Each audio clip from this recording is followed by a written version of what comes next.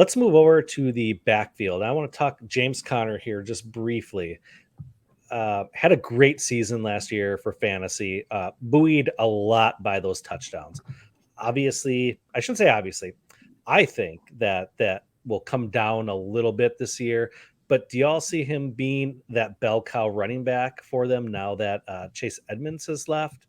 Or do you see some of these rookies or guys coming off the bench here that haven't had a lot of draft capital, but maybe they'll get their opportunity now? Dalton, what do you think? Yeah, I think it'll be the bell cow. I'm not going to be drafting him anywhere. I think he's overpriced right now, and a lot of it's based on what he did last year, and there's this projection of what he's going to do this year. I do think a big component to it that we saw towards the end of last year was he was getting utilized in the receiving game a little bit. So that's going to be a big factor in how well he does. I think the touchdowns, it's pretty unsustainable. They signed Darrell Williams. The guy I'm really excited about is Eno Benjamin. Like I'm stoked about him. Cliff Kingsbury, one of the combine, was talking a bunch about him. Has even said recently how much they love him. So I wouldn't even be surprised if Eno Benjamin ends up as the number 2. I mean, Kingsbury literally said like he could be like a starter.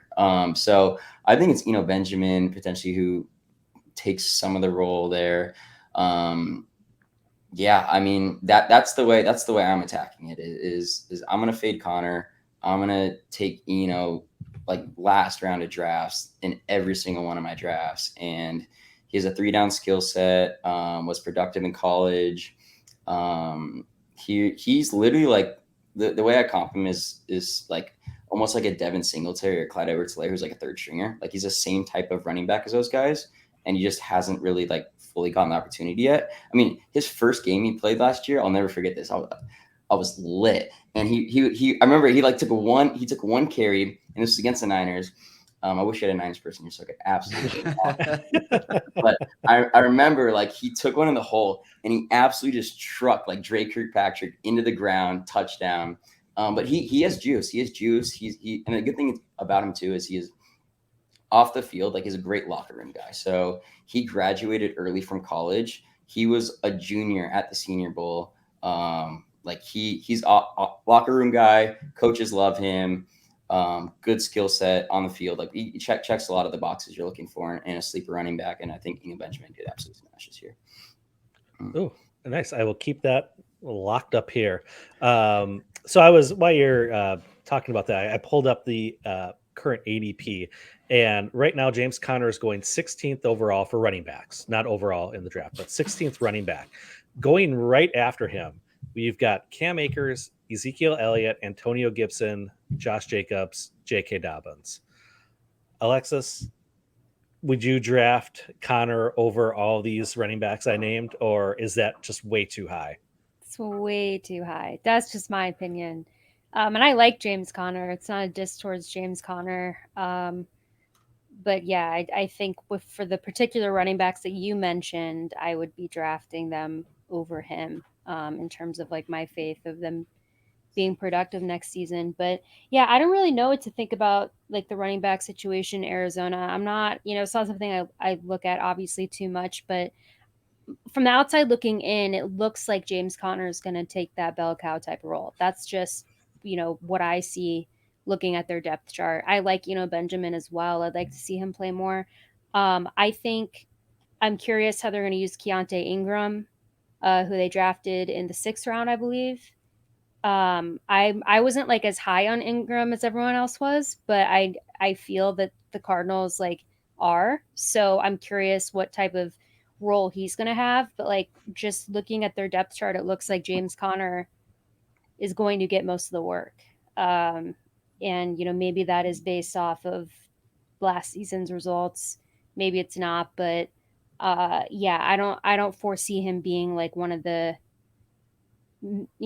top or even mid-tier running backs in the league this year. I think he'll do fine though, but I'm surprised that he's ranked that high. Mm-hmm. Russ, are you surprised he's that high, and are you going to draft him there? Redraft, I think that's fine. Dynasty, I'll take pretty much all of those guys over him, and that's mostly an age thing. But you ever notice that Steve Keim seems like a bad Devy player? Benjamin, Keontae Ingram, Rondell Moore, all three guys that like a year and a half before they were draft eligible were like top Devy prospects. And then they had a really bad last year, or, Rondell was hurt the entire, and then they all just dropped. But he still went and got them anyway. He can't let go. Yeah. I mean, I get it. I do the same crap also, but, I don't get paid for it. I really do like Keontae Ingram, though, and I was a big fan. But it seems like whenever Connor stays healthy, he's really good. And, when Lev Bell held out, Connor could have made a ton of money for himself if he just chose not to get hurt that year instead of last year.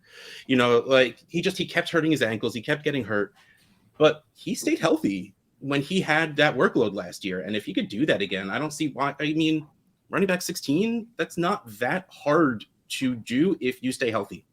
And he's in a very good offense, and their running backs do score touchdowns, and he is very good at scoring touchdowns, we've seen. So, I mean, is there a chance for him to finish as RB 1 through 5? Probably not, even if he is one of the few people to stay healthy. But I mean, I don't feel too bad taking him around 16. I think there's less risk taking him than there is. Who did you mean, Akers and Josh Jacobs? I feel safer in this season. I want Dobbins to be healthy so bad. I love that man. I feel safer with Connor than I do those three guys this season. But yeah, no redraft. I would take him around there. But yeah, dynasty probably